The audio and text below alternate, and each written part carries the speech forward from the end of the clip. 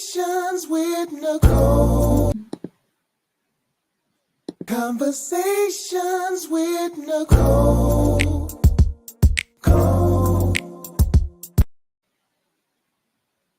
All right. I don't know. Conversations with Nicole.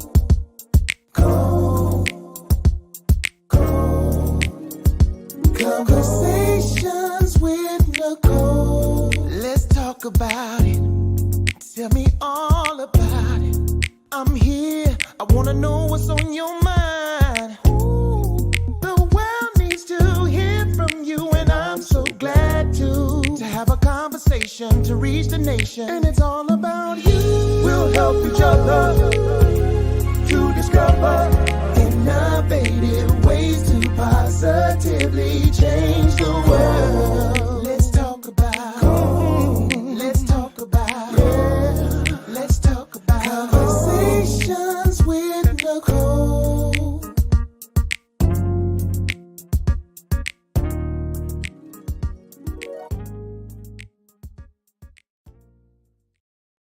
Greetings. Happy Wednesday. Welcome to Conversations with Nicole. I am Nicole Everett, your host. And Conversations with Nicole is a talk show based in Tallahassee, Florida, focused on connecting the community through conversations. And today is what I call Wellness Wednesday. Wellness Wednesday, which is an opportunity for you, me, and my guests to talk about whatever it is we want to talk about. And today, we are talking about domestic violence, power, and control. October is Domestic Violence Awareness Month, also known as Intimate Partner Violence. And so, my guest tonight is an expert in this field and no stranger to Conversations with Nicole, Dr. Terry Parks. And so this is an interactive live, and we fully expect to hear from you. We are live on Facebook, on YouTube, and on the Greater Works Network on RokuTV. So tag a friend, like, share, and let them know they need to be on here for this conversation. It is homecoming here in Tallahassee, FAMU homecoming. So all of the things are happening in town. So lots of folks coming in town to take part in the festivities today. I was part of the FAMU Health and Beauty Expo in the Grand Ballroom, and it was a lovely time today. So also got to participate in Joe Bullard, the Almighty, the voice of the Marching 100, was honored in the Radio Hall of Fame. And so he received the key to the city from the mayor and was honored tonight. So definitely want to give some accolades and shouts out to him for all that he does in the community and just across the nation. All right, so I see a few of you chiming in, so definitely want to give you a shout out. So put what city and state you are tuning in from, because this is interactive. Hey there, cousin Denise over in Texas. Thank you for being here. Miss Pamela Jones Smith here in Tallahassee, and my God, Mom Corliss down in Miami. Thank you so much for being here. So I am going to go ahead while others of you are logging in I'm going to go ahead and read a little bit of Dr. Terry L. Parks' bio.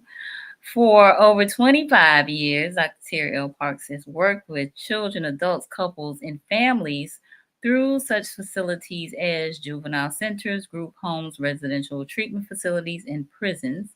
He began his private practice as a licensed professional counselor in 2015. He has a Doctor of Education in Counseling Psychology, Master's of Science in Administration, Bachelor's of Science in Behavioral Sciences, and a minor in Communications, licensed professional counselor, as I stated, Employee Assistance Specialist, Telemental Health Training Certificate, Certified Professional Counselor Supervisor. He's got all of the letters behind his name. Okay, I'm not going to read all of these accolades, but just know he's very learned and he knows what he's talking about. So help me. And he also is the owner of A New Approach Behavioral Health. I really like the name of his company, a new approach behavioral health, because we want to have some new approaches to some of these problems, these old problems that we have, right? So help me welcome Dr. Terry L. Parks. Hello, hello, hello, hello. Thank you for having me on Thank you for being again, Nicole. here. My pleasure, my pleasure. So, for those who are new to the platform, and welcome Miss Monica Graham in Lawrenceville, Georgia. Those who are new to the platform, tell them. I mean, I read a little bit of your bio, but tell the folks, who is Dr. Terry Parks? Not what do you do, but who are you? Who am I? Well, as I always say, I'm just one black man trying to help my people. That's it. That's it. Yeah, just through therapy and emotion regulation and counseling. Yeah, that's just me. All right. One black man trying to help his people. Well, we appreciate you trying to help your peoples. Hey there, Michael Love. Thank you for being here. Michael's a clinician in Jacksonville. So appreciate you being on. So, whew, Domestic Violence Month. I imagine you have been busy this month, yes? Yeah, I'm With always domestic busy. violence Mhm. activities. It's not just October, but I stay busy. Okay. So I guess let's go ahead and dive in. Let's dive in. So power and control. Power and Mhm. control. I guess let's start out by maybe defining what domestic violence kind of is. Intimate Okay. partner violence. That's the other terminology that we hear. We hear people call that. So can you give us a definition for that? So the definition for domestic violence is a relationship where someone in the relationship is trying to gain power and control of the other person. It could be male or female through various means, such as coercion and threats, using the children, isolation, male privilege, minimizing, denying, and blaming, emotional abuse, sexual abuse. There's so many ways, and so what happens is in that relationship, um, that's generally what happens. So Mm-hmm. you'll get um, you'll get those things if you've ever known, if you've ever had a friend or whatever who has suffered from domestic violence. Chances are a lot of those tactics were used in that relationship. Okay. Mhm. So hold on, I'm trying to get our wheel together. So power and control. Now, tell me, I guess if we can kind of talk about, I guess the difference between the two, or what's the definition of power?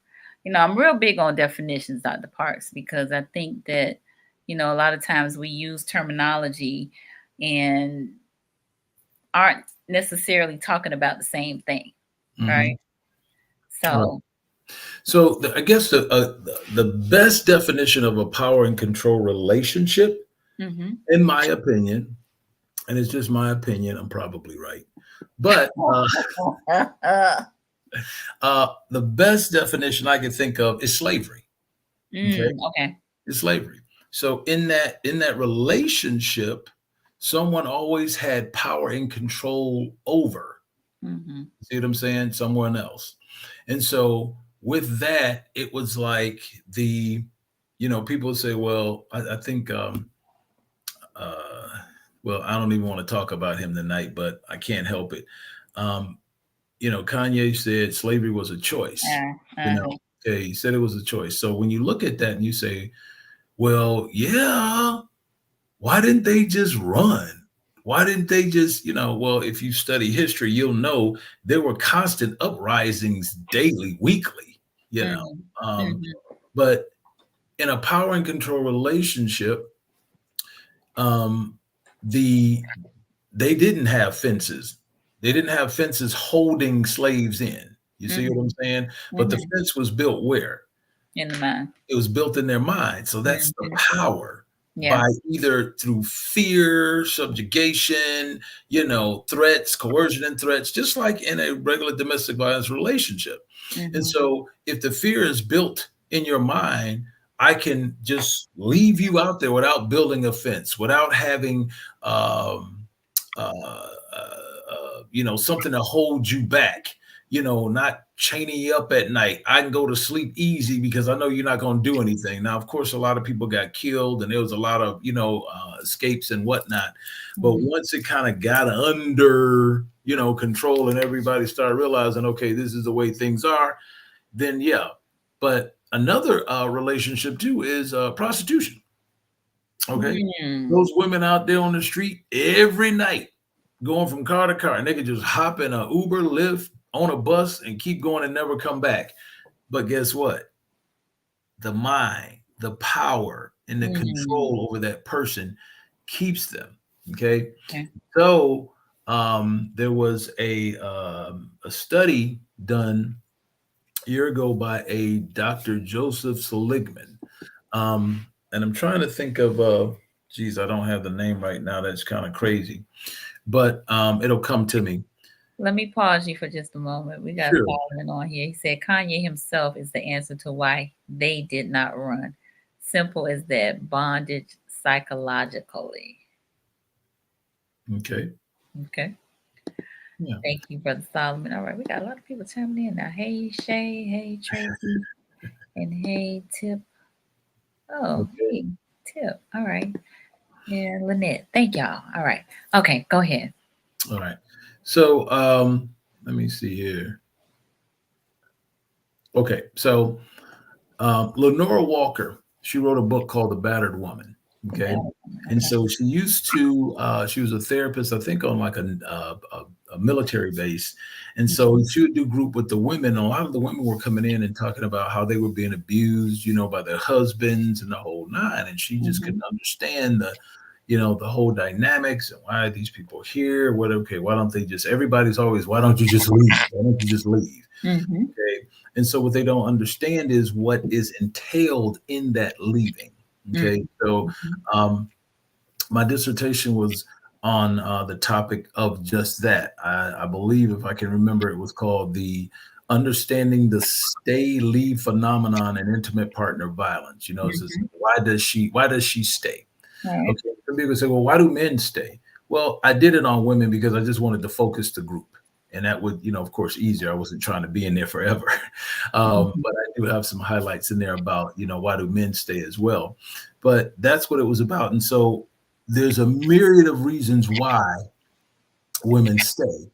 And I'll get back to that in a minute. But going back to the study, so she wrote this book called The Battered Woman, and she started to understand this process.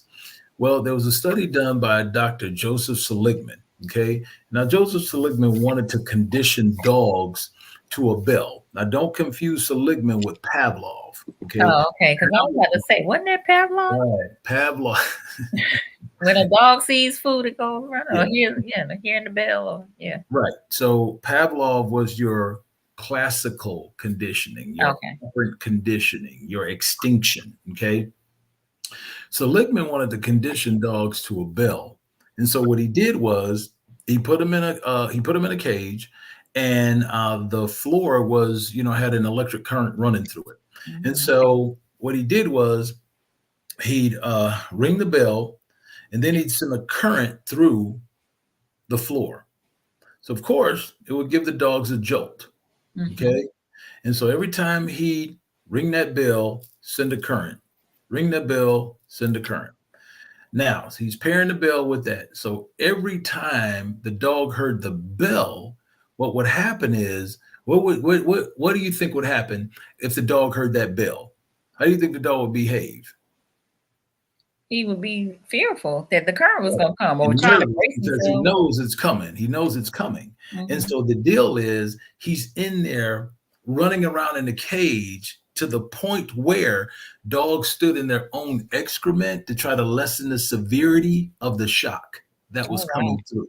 Okay. So picture someone in a domestic violence situation and they're staying for whatever kids or whatever the case may be, and they're trying to find a safe spot to stand. You see what I'm saying? To lessen the severity of what's going on in the relationship. And Mm. so after a while, Dr. Seligman opened the gate, okay, showed the dogs how to leave, Mhm. okay, and then he would ring the bell, and some dogs never left, Mm. some left and came back, Mm. and this is what they called learned helplessness. Learned helpless. Learned helplessness is what it was called. And Okay. so, with that being called learned helplessness, okay, this was in a time where psychology had a bad rep, had a bad name, you know. And so they changed that from learned helplessness to learned optimism. That kind of sounds a little bit better, doesn't it? Okay. And so this is what happens in a domestic violence relationship. I think statistics states that a woman will leave up to 9 times before she leaves for good. Used to be Mm. 7, but of Mhm. course, you know, it changed. It's always kind of changing. And so it says she'll leave up to 9 times. And Okay. so this is the term she used to describe these women, that they were, you know, they were in situations where it was learned helpless. You learned how to be helpless in that situation. I'll give you an example. So let's say you're trying to teach your child how to tie his shoes. Mhm. Every time he comes around, they're not tied. Come here, boy. Let me tie your shoes. Come here, let me tie your shoes. So you tie them every time, and so he's just like, well, I'm not going to tie them because every time I turn around, mom's going to tie them anyway. So Right. learning to be helpless. Okay. Now that's also looked upon as strategic helplessness. Mm. Okay. Strategic helplessness is the killer of mastery. Okay. Hmm. Strategic helplessness is where a person is strategic. Can you get that for me? Oh, can you do that? You do that so well. Oh, can you come and help me with that? So it's strategic. But what happens is it may give you some, you know, a sense of mastery, may give you a sense of control, but over time you lose that. You lose the feeling that you gain from it. Huh. Strategic helplessness. Okay. I know some people that probably would refer to that as delegation. Yeah. Delegation and strategic helplessness is two different things. Okay. A good Yes. Sir. supervisor delegates. However, in this situation, you're learning to be helpless. So you don't learn how to do this. You know, Mm. like if you're at work and the IT guy constantly comes to you and shows you how to do something. And then instead of you doing it, you just call IT every time. And then that person in IT leaves and goes somewhere else. Now you're like, okay, I don't know how to do this. But he showed you 10 different times. You see what Mm. I'm saying? So strategic helplessness.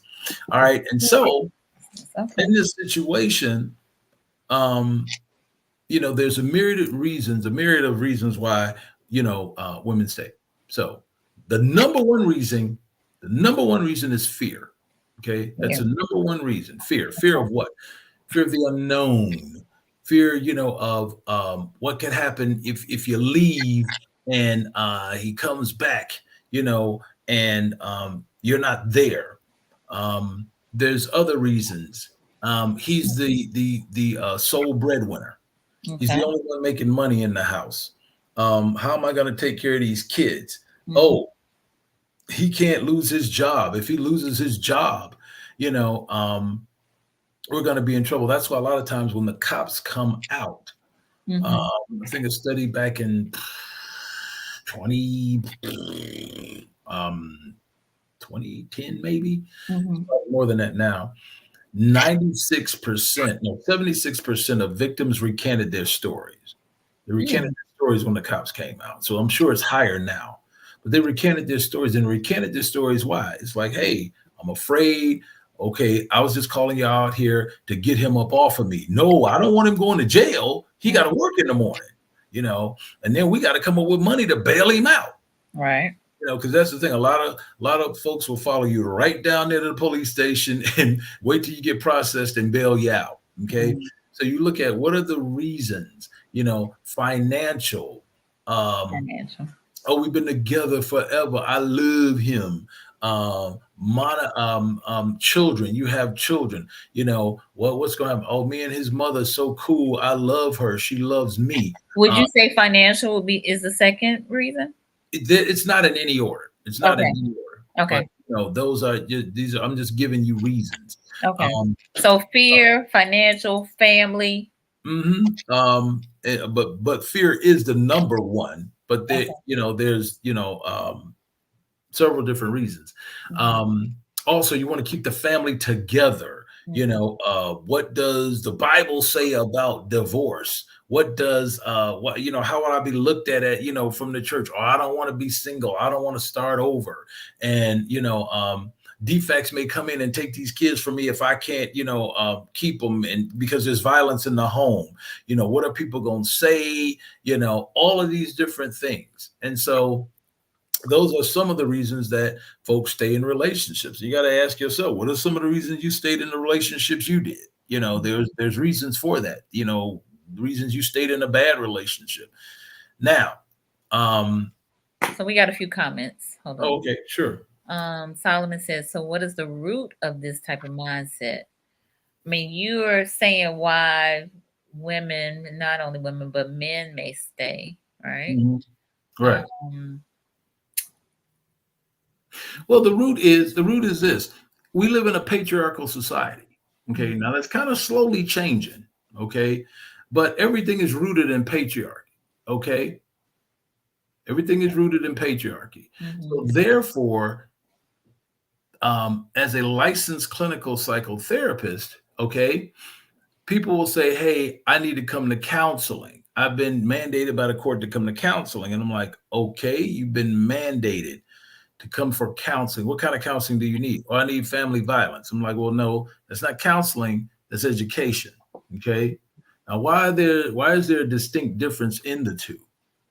There's a distinct difference in the two because when you come to class, you're being educated about the ills of and what domestic violence does. If it were therapy, it would suggest that you were born with it.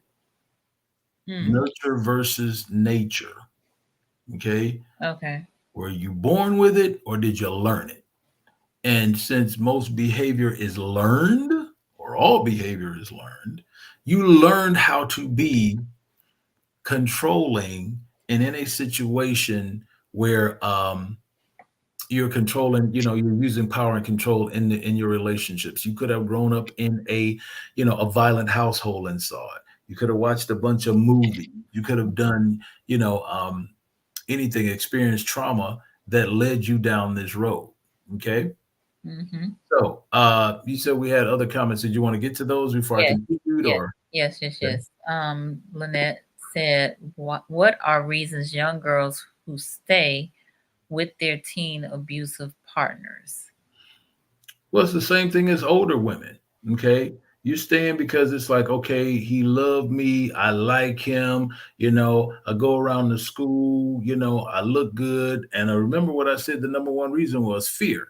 You've already been, jacked up against lockers, or you've been hit, or you've been, whatever. And you're just thinking like, yo, this is what happened. Couples argue. We had our first fight.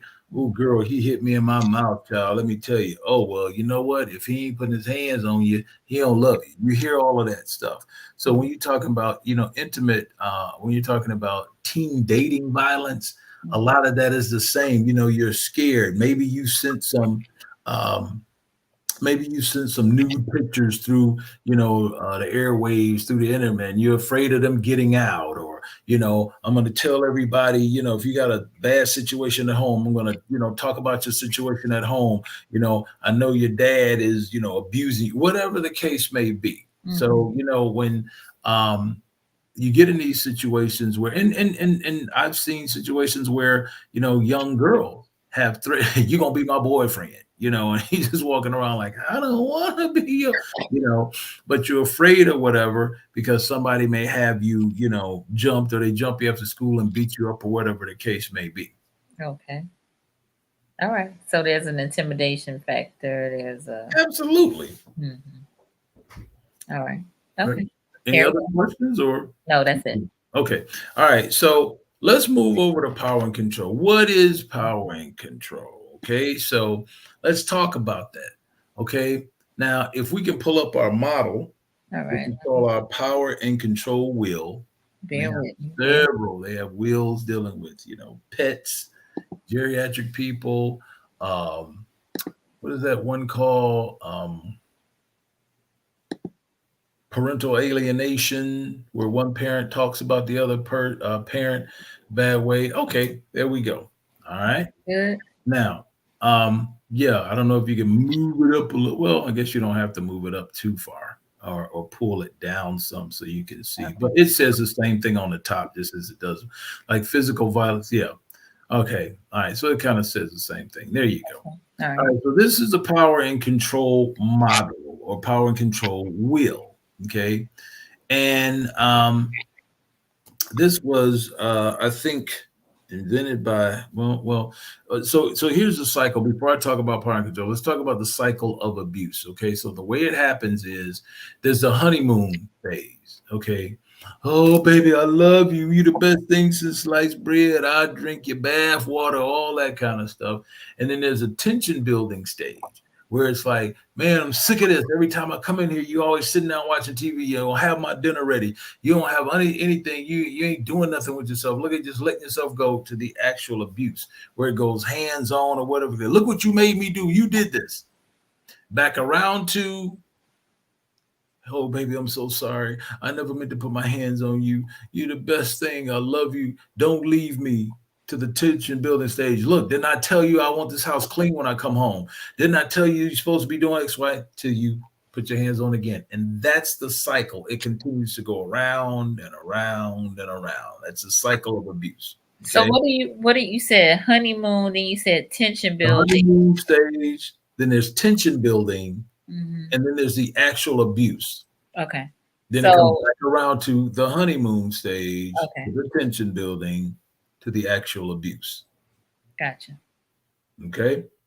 So now when we look at this power and control model, okay, when you look at that,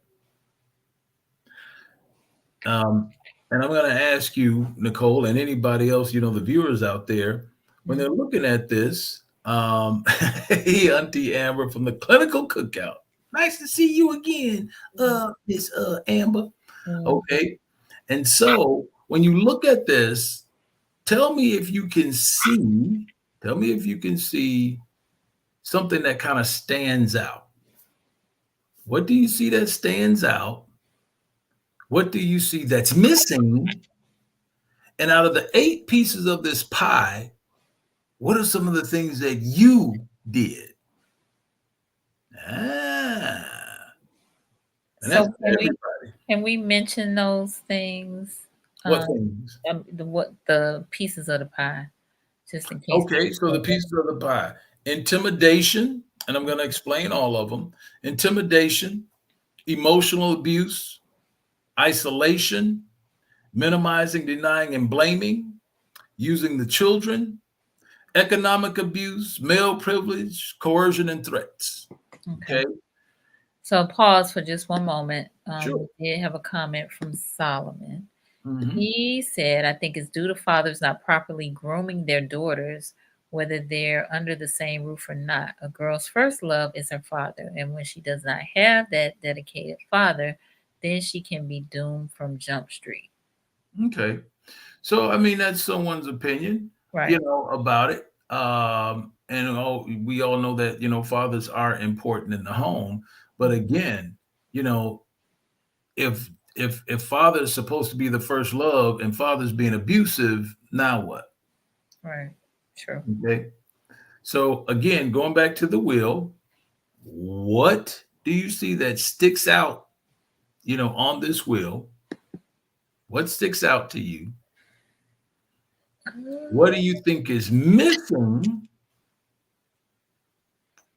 And what have you done? How many of these have you violated in your relationships? And you can still be married right now and looking at this stuff, and some of it could be going on in your relationship. So, 3 things. Hmm? Nobody wants to say. All right, in the comments, if y'all will, let us Let's start with number know. one. Number What do one. you think is, you know, is that sticks out to you at looking at this? Intimidation, emotional abuse, isolation, minimizing, denying, and blaming, using the children, economic abuse, male privilege, coercion, and threats. Anybody? Well, for for me on the onset, it looks like it is geared towards women or females. Okay, that is geared toward women and females. How Right. so? Just because I think what's kind of throwing me off is the male privilege piece. Okay, right. So here, and that is one thing, and it is because of course when these were made millions of years ago, Mm-hmm. they really need to be updated. But here's the one thing: do you notice anything on there that talks about physical abuse? Is any of that stuff physical? No. Yeah. See, everybody thinks that abuse is always physical, Mm. but Got it's not. mm. You look at that will and you see nothing on there being physical. Now, physical is on the peripheral, but Mm-hmm. those things right there are not physical. Yeah, they aren't. You see? So when the cops come out, I didn't touch her. I didn't do nothing to her. What are you talking about? Do you see any marks? You see any abuse? So guys come in my class is like, Dr. Parks, I didn't touch her. I didn't put my hands on her. I'm like, well, you don't, that ain't the only reason you come here. You know Mm-hmm. what I'm saying? You can come to class for an argument. Mm-hmm. That's why I keep telling people that live in apartments. Stop stop yelling because folks is on top of you, on the side of you, or whatever, and they're gonna call when they hit. Okay. All right. Marjorie said one thing that sticks out to me is the outer layer is all physical. If he isn't touching you sexually, he is hurting you. Inner circle is narcissism and misogyny on the male counterparts. Okay. Now, um, they definitely control your mind with isolation, self-doubt, security, etc. Okay. Mm. So here's the other thing. Okay. So we know that not all abuse is physical. You see Right. it here. Okay. You see it here. Mm-hmm. All right. And that's true, Monica. Sometimes Monica. emotional abuse can do more damage. And so it's kind of like, um, you know, what is the well, let me go here because I don't want to cross these two. Okay. What's the worst? What's the worst? Is it the actual abuse or the threat of abuse? Which one of those are worse? The actual abuse or the threat of abuse? And I'll put that out there to anybody, who's watching tonight. What is worse? The actual abuse or the threat of it? Mm. I think it's your mindset. I mean, Ozzy said both, but if you give power to that threat, right? So here's the answer.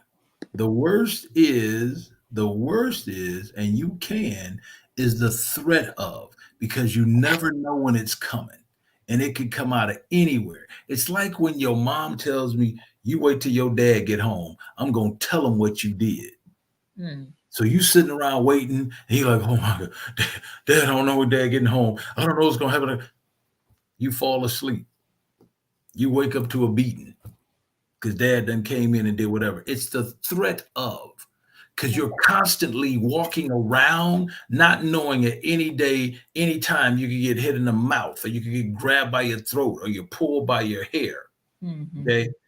So it's a threat of, yes, the actual abuse, but the threat of it happening, that's even worse because it's a mind thing.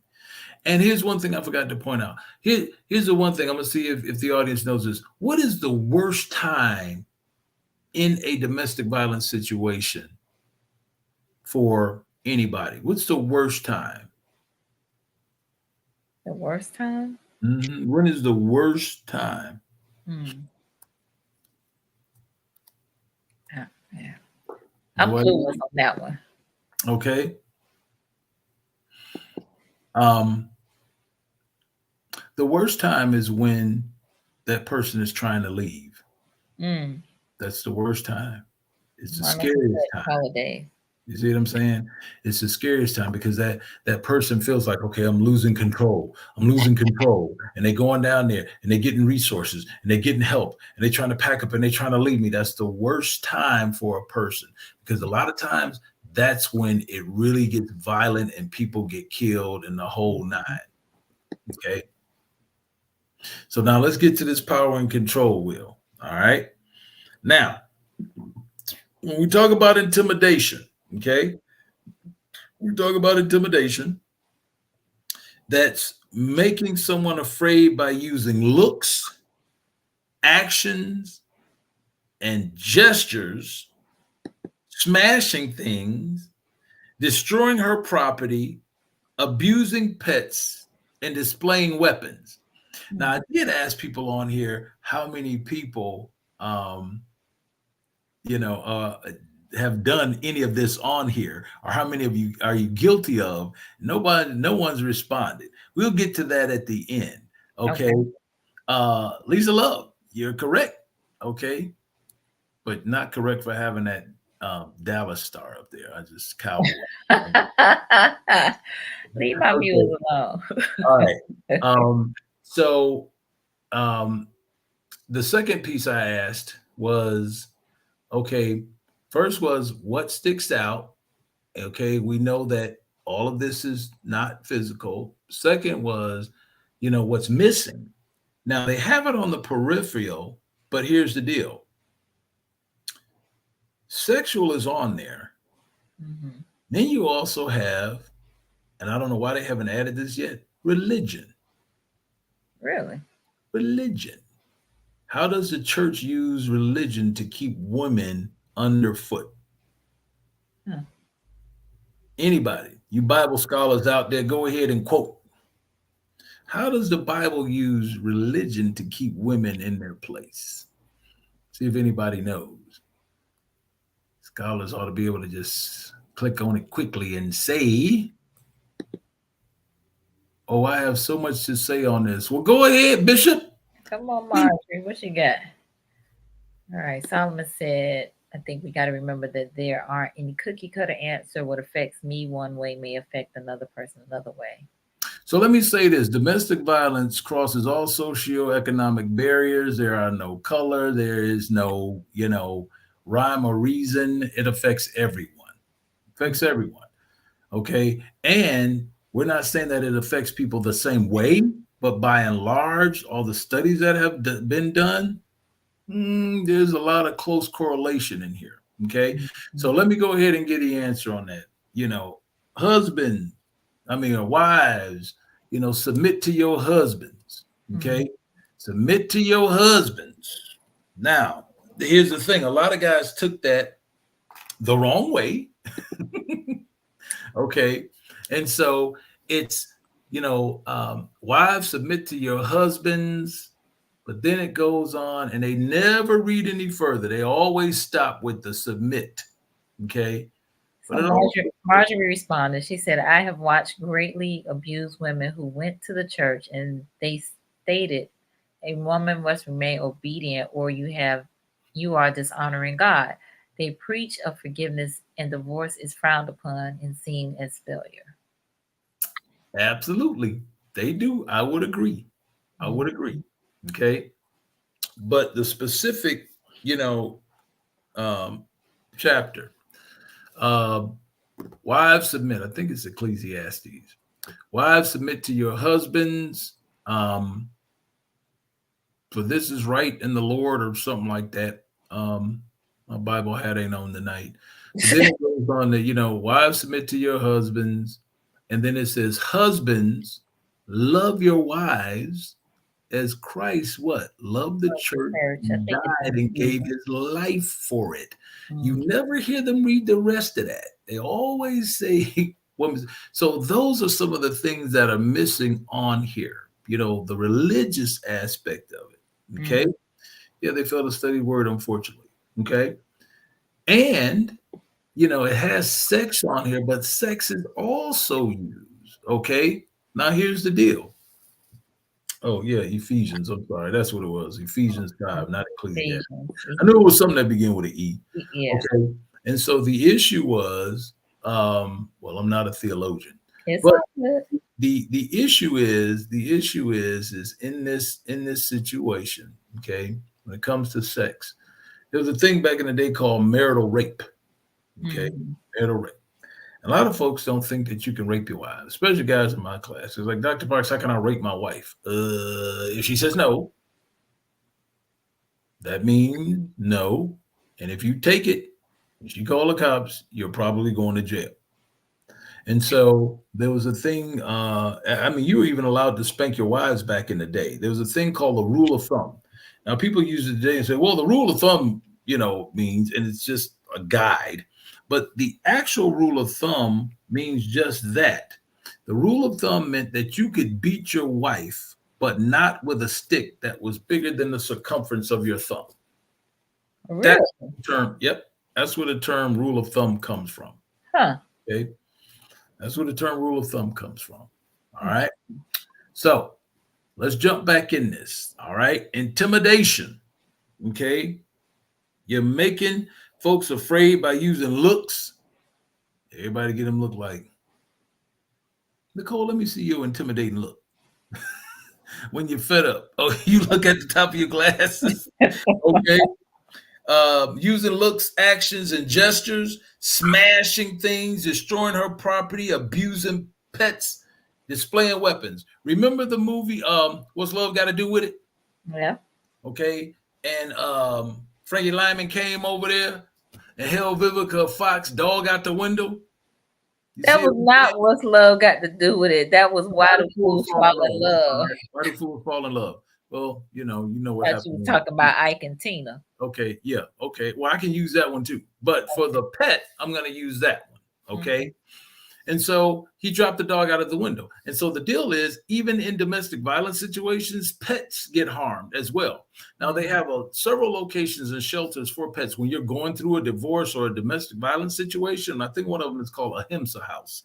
Okay. And that's where your pet can come and chill, while y'all going through it and trying to get things straight, because people will take animals, kill them, do whatever the case may be to get back at somebody.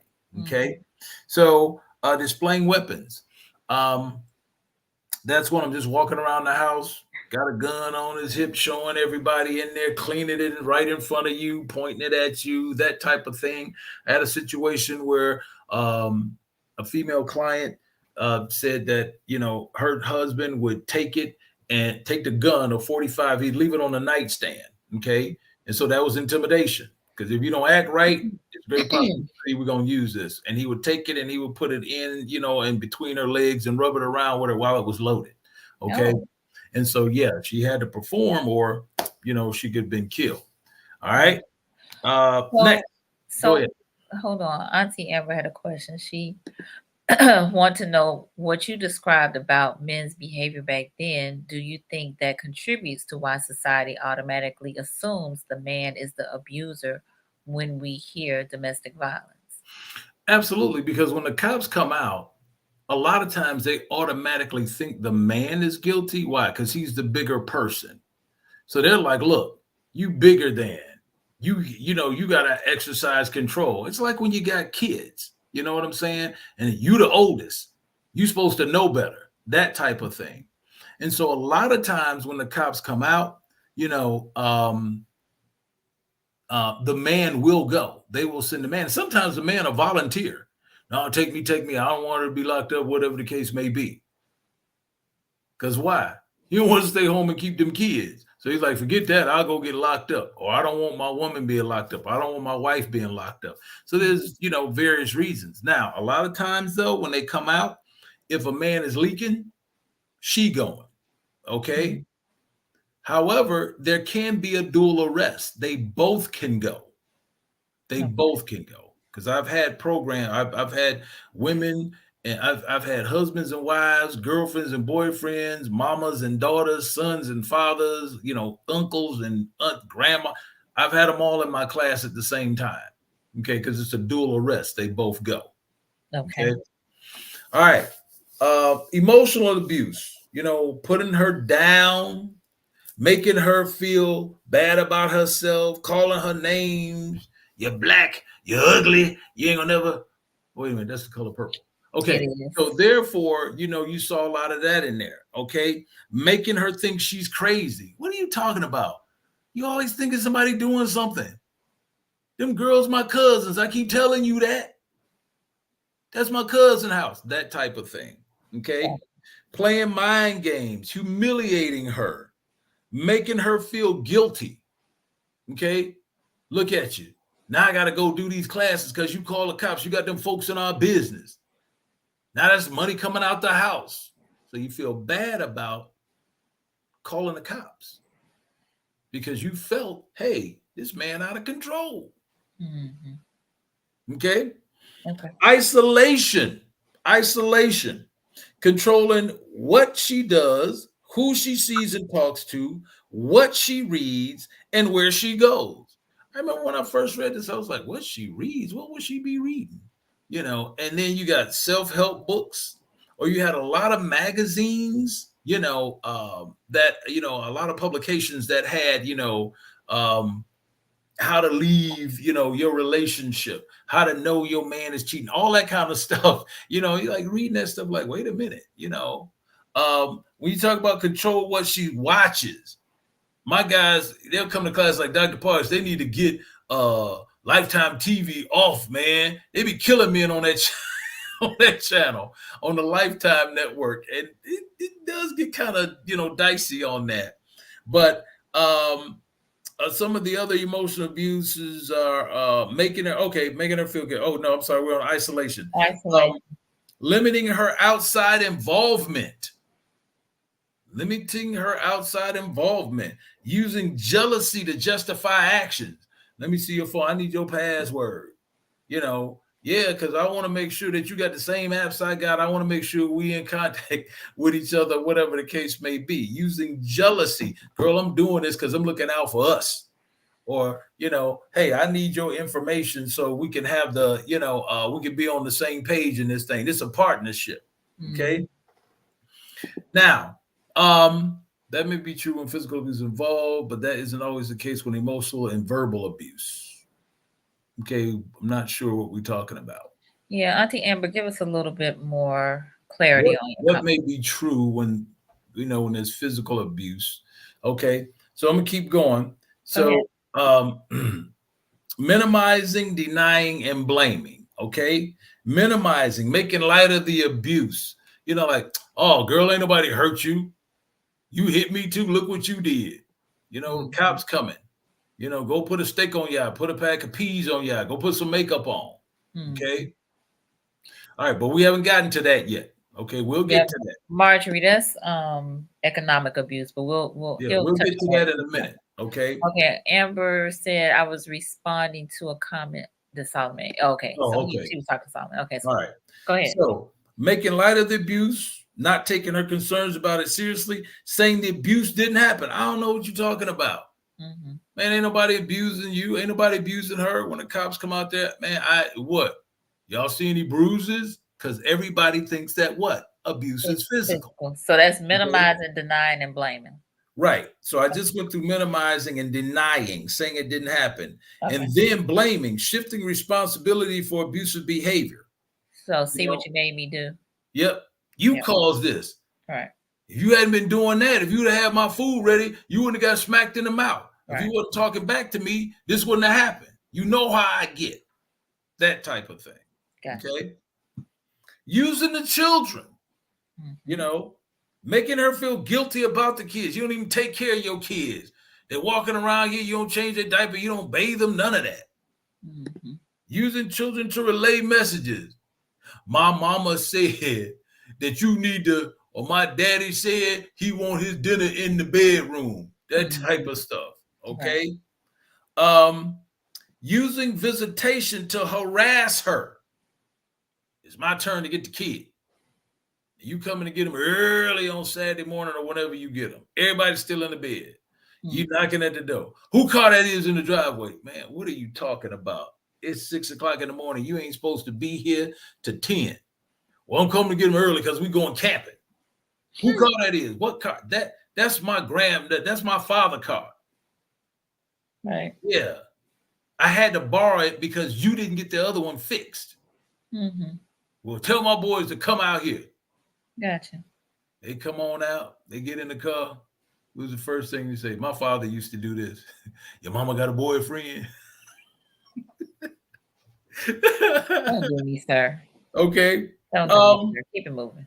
Yeah, using visitation to harass her, threatening to take the children away. When we go back to court, I'm getting custody of these kids because you ain't taking care of them. You got all kind of men running up and through this house. Right. I be out here watching. Ooh, now what is that? That's stalking. Yeah. Follow you to your job, following your home, your place of employment, and where you go eat, the church, all of that. Okay.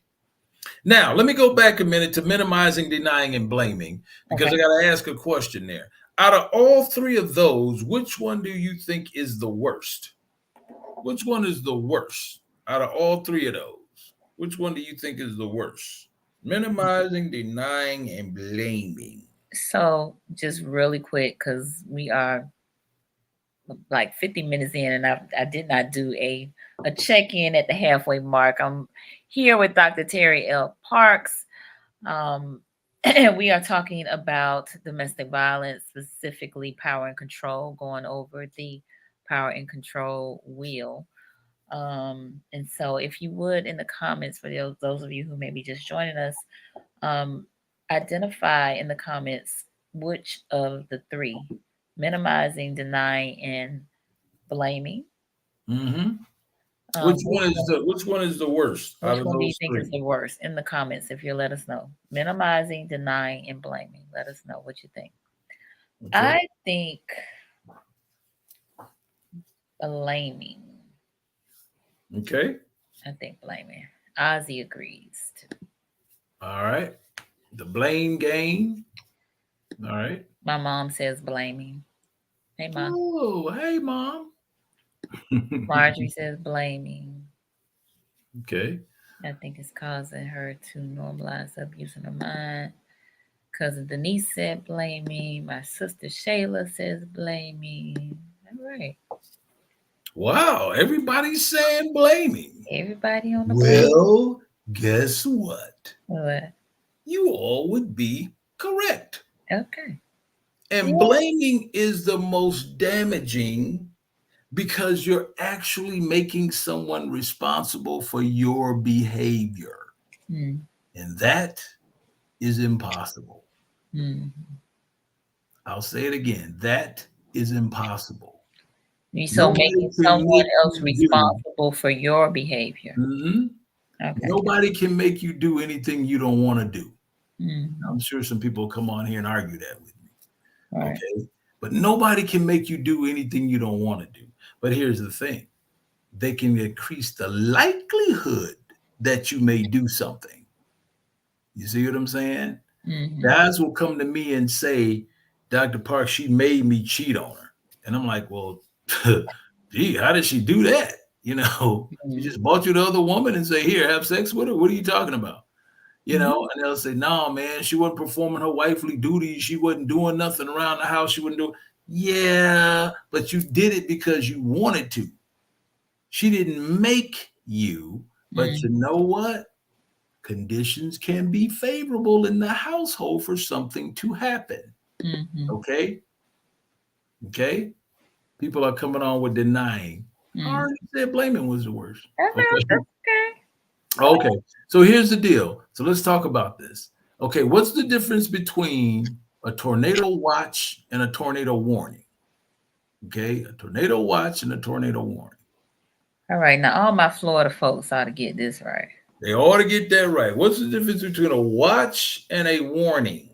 And I say that because of hurricane season. Absolutely. Y'all should know. All right. Anybody got it up? All right. Anybody in the comments? The difference between a watch and a warning. The difference between a tornado watch and a tornado warning. All right. So if nobody guessed it, I'll go ahead and put it out there. Anybody got it yet, Nicole?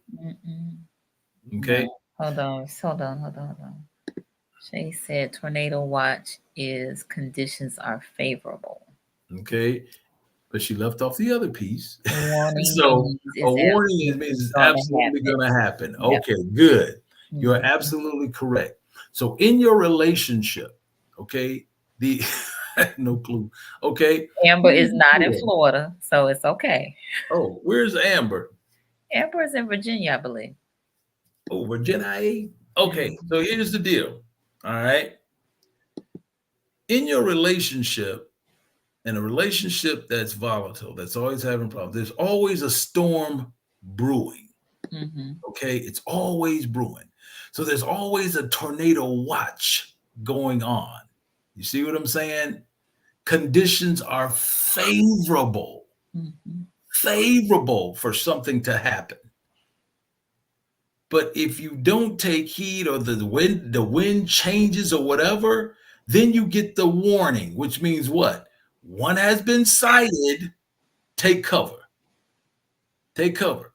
You don't sit out on the porch and watch it come like, ooh, I got to get this on video. Now, I know a lot of people do, but you sit inside, I'm gonna tape this thing. I got to say, no. When that happens, you're like, hey, I got to gather up my family. I got to take them in. I got to protect them. I got to watch them. That's what you do. And you do that during the what? You do it during the watch. Yeah. But if you don't heed, Keisha gonna come in. Hopefully, ain't got no Keishas on here tonight. And gonna tear your house up. It turns into a what? Warning. Conditions are favorable. Your partner's saying, I'm not happy. Your partner is saying, I'm not, I don't feel good in this relationship. They're not paying any attention to you. Remember, we talked about the levels of intimacy. There's no intimacy going on. All of this, conditions are favorable. But can't nobody make you do nothing you don't want to do. They can just increase the likelihood that you may do something based on what? Coercion and threats, or, threats of violence. Okay. Economic abuse. I think somebody commented on that earlier. Economic abuse. Marjorie did. Yes, preventing her from getting or keeping a job. You showing up out there at the job, she got a male boss. He coming to you like, Nicole, your husband out in the parking lot again. He's scaring the shoppers. Can you sit and tell him to go home or whatever? Right. He's not gonna go anywhere. He's gonna stand out there until I'm done with my job. Want to make sure she ain't talking to anybody. Okay. Well, we're gonna have to let you go because we just can't deal with this. Okay. Making her ask for money. Giving her an allowance. Now, I gotta stop right there, because I don't think there's anything wrong with that if there's a budget in the household. Okay. But if one person has control over the finances and you taking 200 to the next payday and giving them 25, that's a problem. Okay. That's a problem. So I don't really, the whole allowance thing. Taking her money, not letting her know about or have access to family income. She don't know if y'all got $50 or $50,000 in the bank because she has no access to it. Right. Okay? Then you have male privilege. Now, every male on here is guilty of this. And if he tell you he ain't, he lying. Okay? Every male is, because this is how we are raised. This is how we are taught. Okay? You the man. You don't let no woman do this to you. You know, what was it? Color Purple. You're going to let that woman talk to you like that in your own house? Oh, you sound just like him. Okay. You said what? You sound just like him. Yeah, I did the voiceover. Okay. The voice was actually high in that movie. Okay. So treating her like a servant, making all the decisions, acting like the master of the castle, being one to define men's and women's roles. Okay. That's that male privilege. Mm-hmm.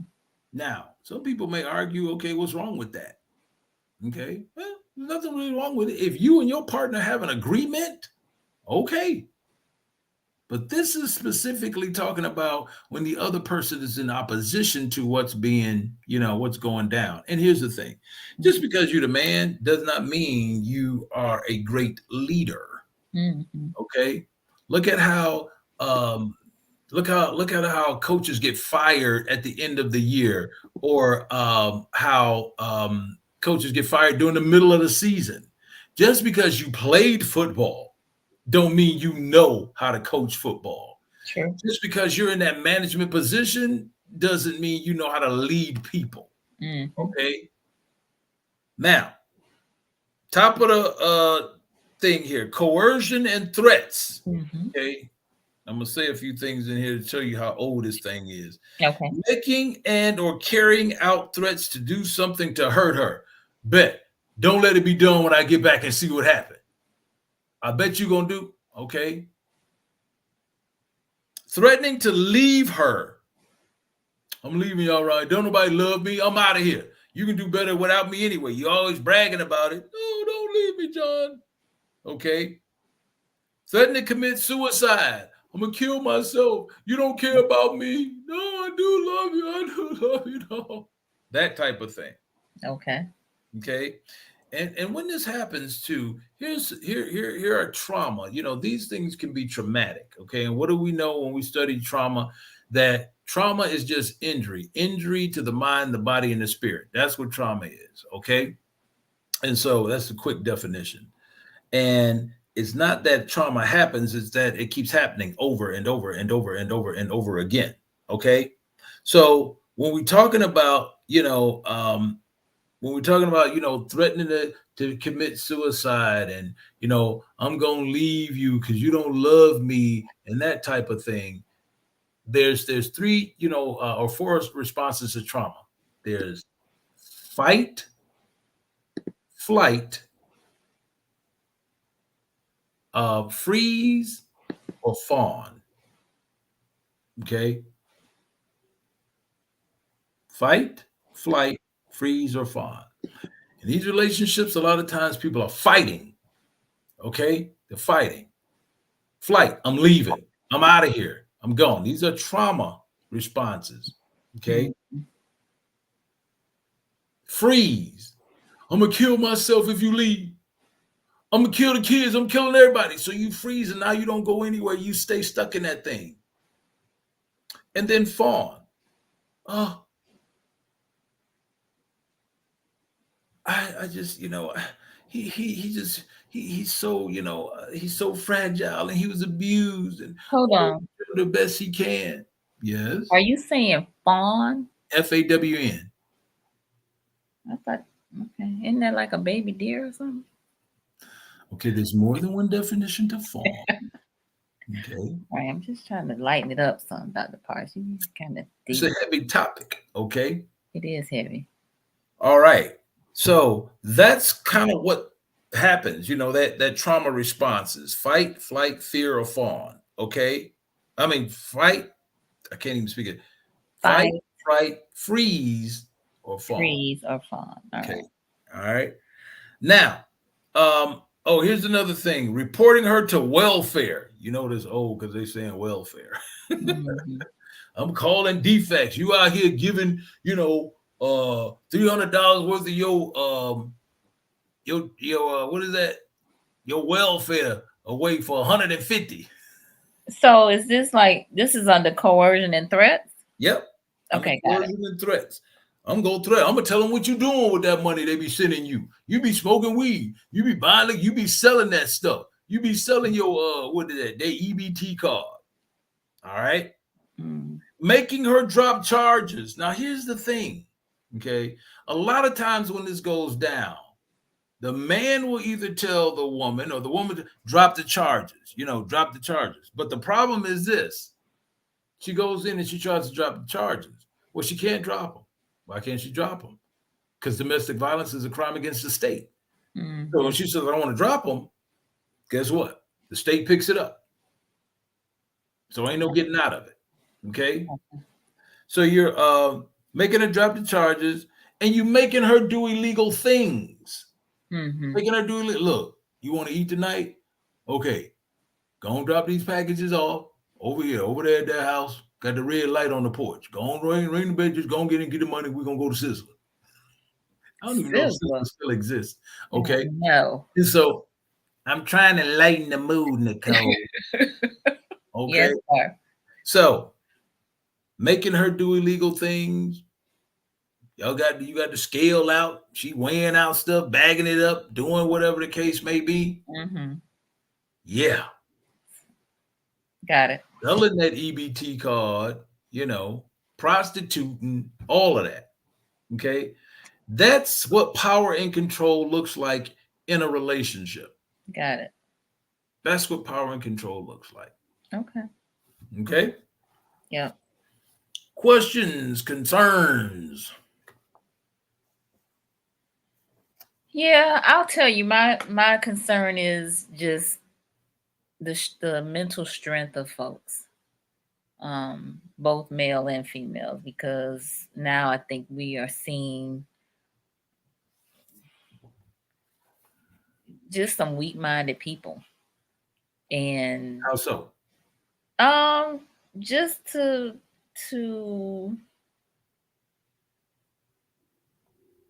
go along with this. I mean, to me, well, and this might sound really biased, and especially as because me consider myself a mental health advocate, but like it's almost as if there's some low self-esteem that's going on. Some low self-esteem, yeah. When you got everybody in society who's doing what? They balling. Okay. All right. I mean, I get all of that. On here and they get on here and what? They living their best lives, or at least living their best life. They're gonna start a little business, makeup, hair, nails, rapping. Get one song on there that popping. Next thing you know, we popping bottles and we doing this, and everybody want to live like them, and why I can't live like them, and whatever. And so it becomes depressing because it seems like everybody is doing something. Everybody's living their best life, and they getting paid. How to make money, how to do this, and so there's all kind of tricks and schemes to it. And so when you talk about, mental health, I think that here's the thing. Okay. Most of what happens to us as people, most of the mental health issues and things we go through, a lot of times is brought on by our own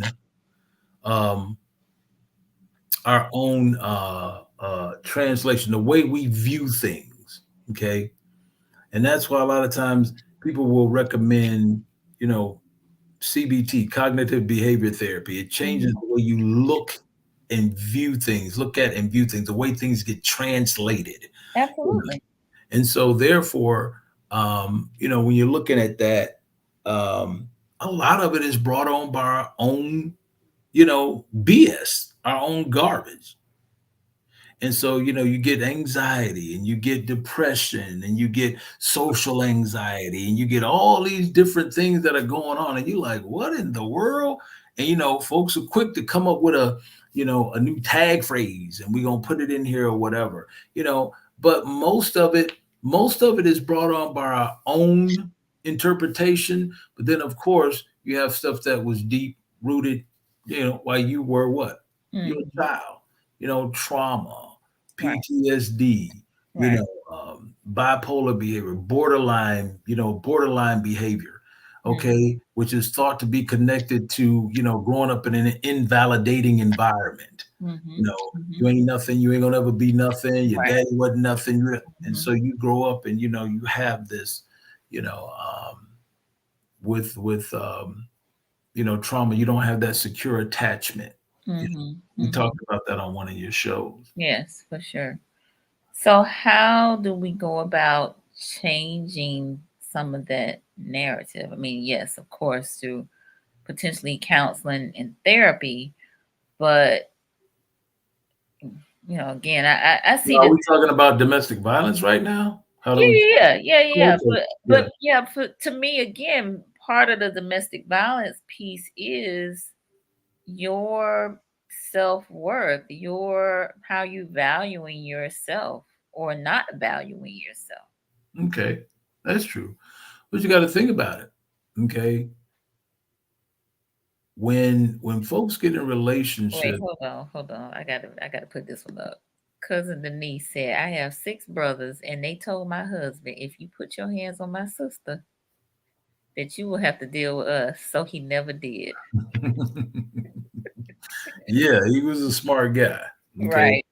Um, So, where were we? What was the question again? Okay, so number one, so for this whole domestic violence thing, it's going to take a community. It's going to take a community of men.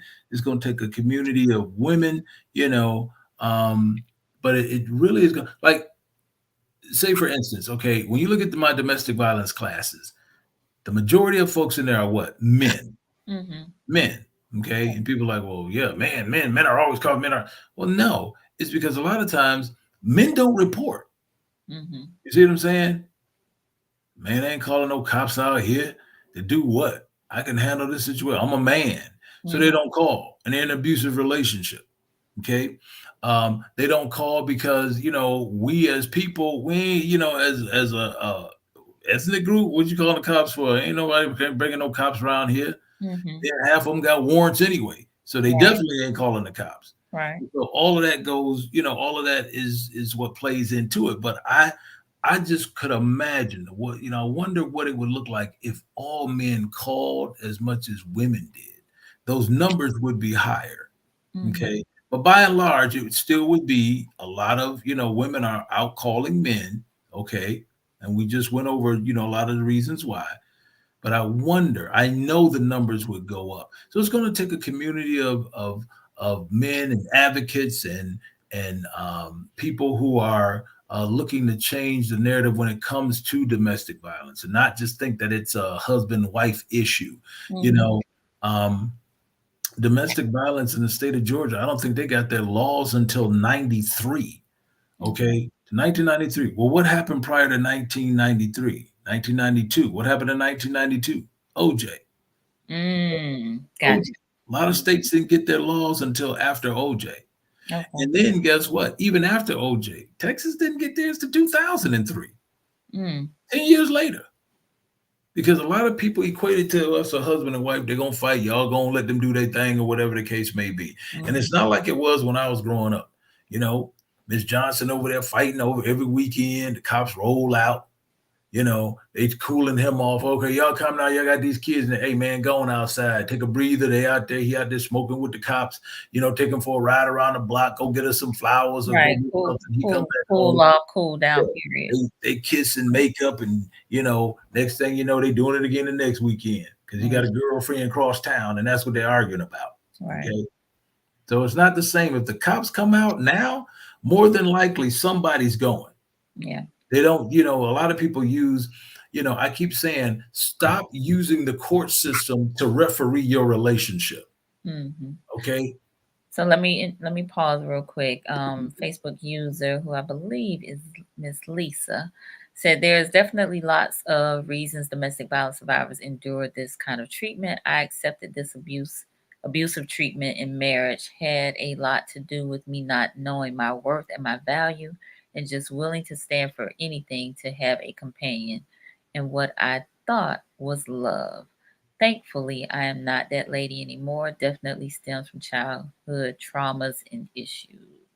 Thank you. Absolutely. And you were talking about that, you think somebody love you. What's the typical, not the typical, but the thing they use all the time, love shouldn't hurt. That's what they always say. Love shouldn't hurt. And so, if you're in a relationship like that, I urge. Now, here's the thing, and some people may not agree with this, and I'm going to tell you the reason I don't. I never tell anybody to leave a relationship or stay in one. Mm-hmm. I never tell them. Okay, when I hear that there's domestic violence going on, I will say, "Are you safe?" You need to do what you need to do to keep those kids safe, or keep you and those kids safe, or whatever the case may be. Because guess what? If statistics are saying that you're going to return up to 9 times, and it's the first time you leaving, but I still don't get involved because a lot of times it will get back that, well, Dr. Parks told me to leave you. You see what I'm saying? So now that takes the pressure off and it puts it on me. Right. So you telling, you told Harpo to beat me. You come in there, it's like, you told my wife to leave me. You told me, I'm like, no, I'm not telling anybody to leave. I'm not telling you to leave, nor am I going to tell you to stay. Do what you need to do to keep you and yourself and them kids or whoever safe. Right. If it requires you to leave, then leave. Right. If you figure you're going to stay because y'all going to work it out, then stay. Mm-hmm. But I'm not going to tell you to leave. I'm not going to tell you to stay. Okay. So what would you,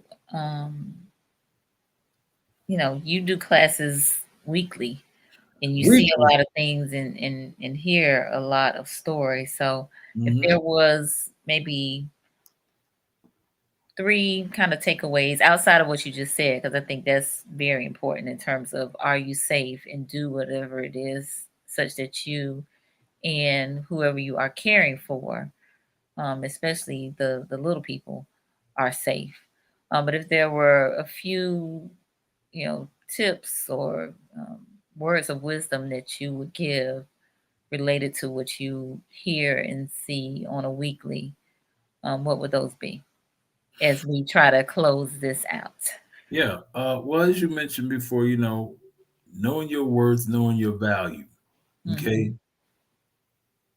Red flags are there for a reason. Pay attention to them. Mm-hmm. Don't think you're going to turn them green. Red flags are there for a reason. Okay. And then the last piece of that is, be involved, get involved, in helping. Get involved, in your community when it comes to, domestic violence, when it's, domestic violence awareness month, the color is purple, put on purple. You don't have to wait until October to do it, but be advocates for those who, who are being abused. Those are some of the things that you can do. Keep yourself safe, know your value and your worth.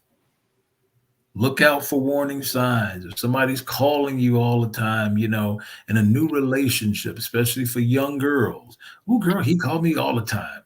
Yeah, it's kind of stalking. Every time you look up, where you at? Where you been? Where you going? Look out, be cognizant of what is,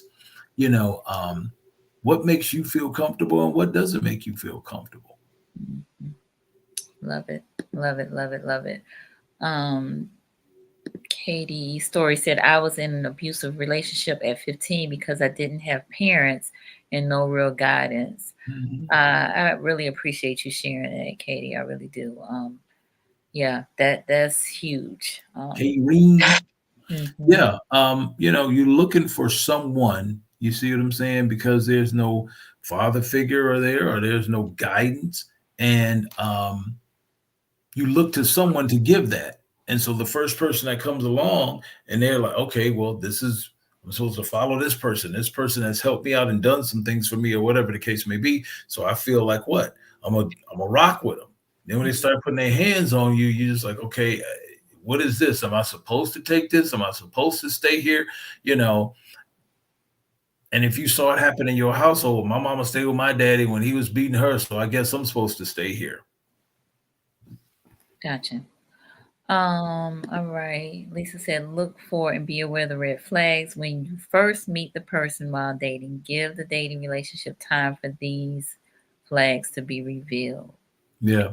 So in my domestic violence classes, guys they'll come in and be like, they're crazy. They're crazy. They're crazy. All these women are crazy. All these women are crazy out here. And I'll be like, so when did you realize she was crazy? When you started dating her or after? When did the crazy? Because guess what? Crazy can't be contained. Okay. So if it's going to come out, it's going to come out. And if you date long enough, you'll see it. Okay. Now, there's no diagnosis called crazy. But I'm just using what my guys say in class. I understand. They're crazy. It's just like, yo, when did she become crazy? Before or after? All right. So I got keep yourself safe, know your value and worth, pay attention to the red flags, and get involved. Okay. Good stuff. Good stuff. Good stuff. And Lisa just co-signed. Yes, crazy can't be contained. Yeah, All it's gonna right. show up somewhere. Somewhere. Well, this has been great.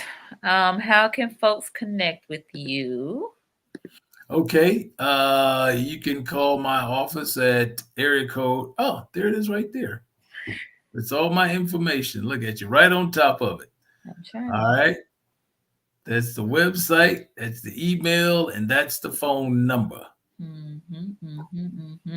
If you all have found this to be beneficial, if you would in the comments give us a thumbs up, claps, Mhm. hearts, or something, let us know and tag a And friend. if you are in an abusive relationship and you need help, you can call 1-800 Haven House, I believe it is. Um, do what you can to get out of your local, women's shelters. Um, there's help out there. There's Mhm. help out there, but you got to get to it. You got to seek it out. For sure, for sure, for sure. Got to. I think it's 1-800 Haven. Yeah. 1-800 Haven. You're Okay. welcome. Yes. Thank you. Thank you all for being on here. Again, October is Domestic Violence Awareness Month. I know, at least here in Tallahassee, few of the groups have been wearing purple on Thursdays. Um, there's a victim advocates group on campus at FAMU, and they're collecting toiletries throughout the month, actually through October 31st, for victims of domestic violence, that they'll be donating, I believe, to refuge house, if I'm not mistaken. But get involved because, as we have discussed, victims of domestic violence really need, um, love and support and care, helping them with that whole deprogramming and reprogramming of that mindset and recognizing their self-worth. So, encouraging you all to get your checkup from the neck up, connect with the clinician. Dr. Parks is in Georgia, licensed in Georgia. So if there are any viewers in Georgia, um, definitely hit them up. Are you taking any new clients, Dr. Parks, right now? I will be taking new clients probably by the beginning of the year. I'm so booked up right now, Okay. with whew, So I he's got a booked lot of and things busy. going on. He's Yeah, booked and busy right now. Booked and busy, but right. it's all Yeah. good. I mean, it won't stop me from talking to you. I mean, you can call and we can have a chat, but it won't be, it won't be therapy. Just try to find out what's going on. If I can direct you in another, direction, I can. But I will probably be accepting new clients at the beginning of the year, which isn't too far away. It's fine. It will Isn't be too here in a far minute. away. Yeah. He's And you here can in a call minute. in and you can check it, middle of next month or middle of December. Things may change. A lot of people say, hey, I want to move to, once a month. I want to move to every other month. And so you can get a spot. So All right. nothing beats a failure but a try. Absolutely. For those of you who are new to the platform, I invite you to subscribe to the Conversations with Nicole YouTube channel. Subscribing is supporting, and we need all the support we can get. Follow us on Instagram and on Facebook as well. Conversations with Nicole. The season 11, episode 9 will be out on Friday, 7 a.m. And then D. Jerome Garrett will be back on Monday for part 2 of our discussion on Black wellness and the 8 dimensions of wellness. So definitely check us out. Thank you, Dr. Parks, for a Welcome. deep discussion, but a lively discussion. You got us through it, and I really appreciate you. Thank you for having me. My pleasure, my pleasure. All right, good people. Again, happy homecoming to all those rattlers out there. Y'all be safe out in these homecoming streets, and we'll see y'all And next tell week. Auntie Amber I miss her crew tonight. She look. I don't know if she's still on here, but Amber, Auntie Amber, let the rest of the clinical cookout know that Dr. Parks is calling them out. So he wants to see him on here the next time he's on. But we appreciate you representing tonight. We do. All right, good people. Y'all have a good one, and we will see y'all next time. Peace.